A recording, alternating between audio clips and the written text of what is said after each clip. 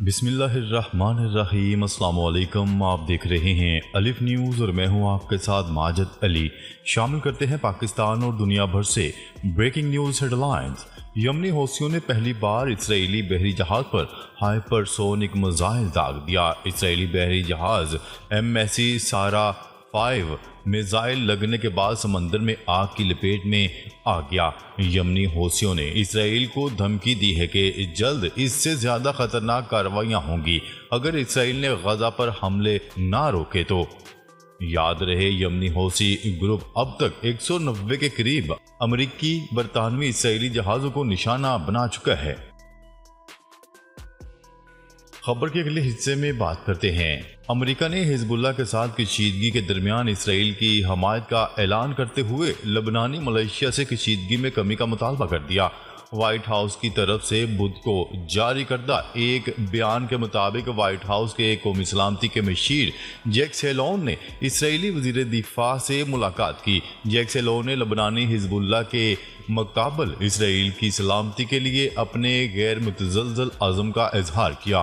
انہوں نے کشیدگی میں کمی کی حمایت کے لیے جاری امریکی کوششوں اور لبنان میں جاری دشمن کے لیے ایک سفارتی حل پر تبادلہ خیال کیا جو سرحدی علاقوں میں اسرائیل اور لبنانی خاندانوں کے اپنے گھروں کو واپسی کو یقینی بنائے گا۔ مزید برآں سیلون نے اسرائیل کو یقین دلایا کہ امریکی صدر جو بائیڈن کی انتظامیہ اس بات کو یقینی بنانے کے لیے پرعزم ہے کہ اسرائیل کے پاس عسکری طور پر اپنے دفاع اور ایرانی حمایت یافتہ مخالفین کا مقابلہ کرنے کی ضرورت ہے۔ ملاقات میں غزہ پر اسرائیل کی جنگ پر بھی بات چیت کی گئی۔ دونوں افراد نے انسانی امداد کے بہاؤ کو بڑھانے اور برقرار رکھنے کی ضرورت پر تبادلہ خیال کیا۔ خبر کے اگلے حصے میں بات کرتے ہیں۔ غاصب اسرائیل کو مظالم کی قیمت چکانا پڑے گی، حماس نے بڑا پیغام جاری کر دیا۔ رہائشی علاقوں پر اسرائیلی فوج کے وحشیانہ حملوں پر حماس نے رد عمل دیتے ہوئے کہا ہے کہ غاصب اسرائیل کو ہمارے لوگوں پر مظالم ڈھانے کی قیمت چکانا ہوگی۔ مزاحمتی تنظیم کا کہنا تھا کہ غزہ کے نہتے لوگوں کے خلاف اسرائیل نے ظالمانہ حملے جاری رکھے ہوئے ہیں۔ اسرائیلی فوج نے شتائی المواسی اور رفح میں ایک بار پھر قتل عام کر دیا۔ حماس نے کہا کہ اسرائیلی جرائم کے خلاف عالمی برادری کے مؤثر عملی اقدامات کی ضرورت ہے۔ مزاحمتی تنظیم کا کہنا تھا کہ عالمی برادری عالمی قوانین کی خلاف ورزیاں، جنگی جرائم رکوانے کے لیے قابض فوج پر دباؤ ڈالے۔ حماس کا کہنا تھا کہ غاصب اسرائیل کو ہمارے لوگوں پر مظالم ڈھانے کی قیمت چکانا پڑے گی۔ اسرائیلی مظالم فلسطینیوں کے عزم اور حوصلے کو نہیں توڑ سکتے۔ خبر کے اگلے حصے میں بات کرتے ہیں۔ بولاویا کے دارالحکومت لاپازا بولاویا کے دارالحکومت میں صدارتی محل پر فوجیوں کے قبضے کے چند گھنٹوں بعد عوام احتجاجاً سڑکوں پر نکل آئے، جس کے بعد پولیس نے بغاوت کی کوشش کرنے والے رہنما کو گرفتار کر لیا۔ فوج نے چند گھنٹے قبل دارالحکومت میں صدارتی محل سمیت انتظامی امور کی اہم عمارتوں پر مشتمل علاقے کو محاصرے میں لے لیا تھا اور صدارتی محل میں داخل ہونے کی کوشش کی تھی۔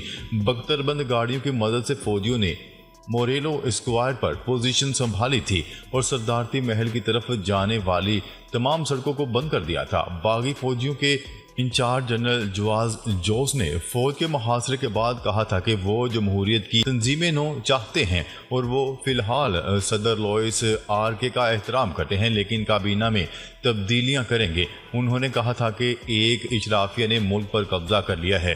صدر آرسی نے بغاوت کی کوشش کی مذمت کرتے ہوئے عوام سے منظم ہونے اور جمہوریت بچانے کے لیے سڑکوں پر نکلنے کی اپیل کی تھی، جس کے بعد سینکڑوں افراد صدارتی محل کی جانب بڑھنا شروع ہو گئے۔ بولیوین عوام کی بڑی تعداد کو سامنے دیکھ کر باغی فوجیوں نے ہتھیار ڈال دیے، جس کے بعد جنرل جوان جوس کو گرفتار کر لیا گیا۔ خبر کے اگلے حصے میں بات کرتے ہیں۔ شمالی کوریا کا ہائپرسونک میزائل فضا میں پھٹ گیا۔ شمالی کوریا کی جانب سے داغا گیا ہائپرسونک میزائل فضا میں ہی تباہ ہو گیا۔ غیر ملکی میڈیا کی رپورٹس کے مطابق جنوبی کوریا اور جاپان کی جانب سے اس بات کا دعویٰ کیا گیا ہے کہ شمالی کوریا نے ہائپرسونک میزائل مشرقی ساحل سے داغا تھا جو فضا میں ہی تباہ ہو گیا۔ شمالی کوریا کی جانب سے کیے گئے اس میزائل تجربے کے موقع پر جنوبی کوریا کے انچوین ہوائی اڈے پر پروازوں کو 3 گھنٹے کے لیے روکنا پڑا۔ جنوبی کوریا کے جوائنٹ چیف آف اسٹاف کی جانب سے کہا گیا ہے کہ میزائل شمالی کوریا کے دارالحکومت پیونگ یانگ کے قریب سے داغا گیا جو فضا میں ہی پھٹ گیا۔ اس حوالے سے جاپان کی وزارت دفاع نے بتایا کہ میزائل نے تقریباً 100 کلومیٹر کی بلندی اور 200 کلومیٹر سے زیادہ کی رینج تک پرواز کی۔ جنوبی کوریا، جاپان اور امریکہ کے سینئر حکام نے اس لانچ کو اقوام متحدہ کی سلامتی کونسل کی متعدد قراردادوں کی خلاف ورزی اور خطے کے امن اور استحکام کے لیے سنگین خطرہ قرار دیا۔ خبر کے اگلے حصے میں بات کرتے ہیں، چین نے آبدوز کی جاسوسی کی امریکی کوشش ناکام بنا دی۔ چین نے آبدوز کی جاسوسی کرنے والے آلات چین کے نزدیک سمندر میں گرانے کی امریکی کوشش کو ناکام بنا دیا۔ امریکی بحریہ کے طیارے سے گرائے گئے سب میرین ڈیٹیکٹرز کی ویڈیو بھی سامنے آ گئی۔ جنوبی چین کے سمندر پر پرواز کرتے ہوئے امریکی فوجی طیارے سے گرائے گئے سب میرین ڈیٹیکٹرز کو چینی ریڈاروں نے پکڑ لیا۔ خبر کے اگلے حصے میں بات کرتے ہیں، اسرائیلی وزیر نے فلسطینی قیدیوں کے لیے خوراک میں کمی کا حکم جاری کر دیا۔ اسرائیل کے قومی سلامتی کے وزیر بین گوئر کا کہنا تھا کہ انہوں نے اسرائیلی جیلوں میں فلسطینی قیدیوں کو دی جانے والی خوراک میں مزید کمی کا حکم دیا ہے۔ 7 اکتوبر کے بعد بین گوئر نے جیل کی کینٹین اور کچن بند کر دیے، جس سے فلسطینی نظر بندوں کو کھانے کے لیے مکمل طور پر خود جیلوں پر انحصار کرنا پڑا۔ تاہم بدھ کو ایک خط میں انہوں نے کہا کہ انہوں نے قیدیوں کو دیے جانے والے کھانے کی مقدار کو کم کرنے کے لیے مزید ہدایات دیں۔ وزیر نے کہا کہ اس اقدام کا مقصد جنگجوؤں کے حملوں کو روکنا تھا، لیکن انہوں نے یہ نہیں بتایا کہ ان دونوں کا تعلق کیسے ہو سکتا ہے۔ اسرائیل میں شہری حقوق کے لیے ایسوسی ایشن نے خوراک کی پابندی کو عدالت میں چیلنج کر دیا اور یہ دلیل دی کہ فاقہ کشی کی پالیسی کے مترادف ہے۔ قیدیوں کی گواہی کا حوالہ دیتے ہوئے حقوق گروپ کا کہنا تھا کہ فراہم کردہ خوراک ناکافی اور غیر صحت بخش ہے۔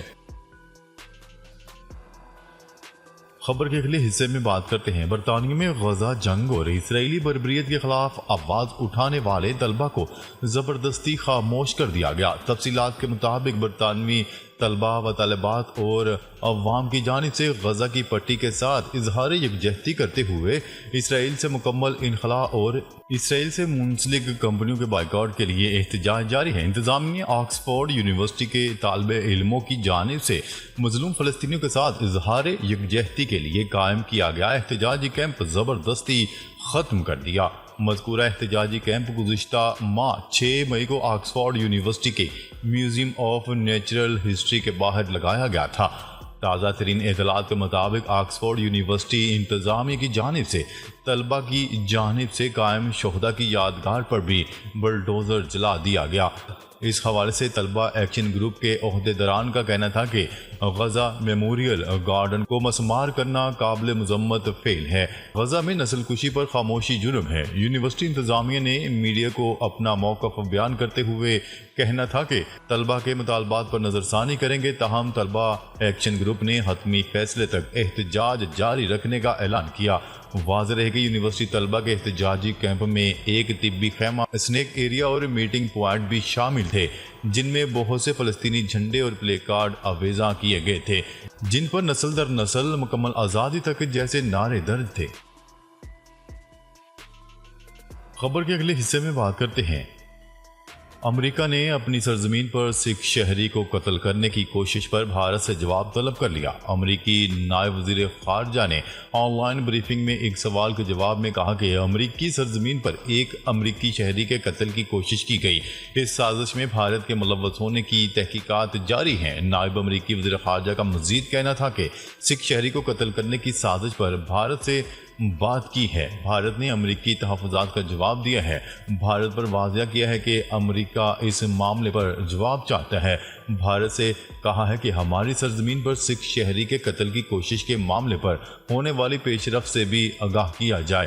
ان کا مزید کہنا تھا کہ بھارتی حکام قتل کی سازش کے الزامات کے بعد ادارہ جاتی اصلاحات کرنے پر بھی غور کر رہے ہیں۔ ناظرین، اب تک کے لیے اتنا ہی۔ مزید خبریں لے کر بہت جلد آپ کی خدمت میں حاضر ہوں گے۔ تب تک کے لیے اپنا خیال رکھیے گا۔ اللہ نگہبان۔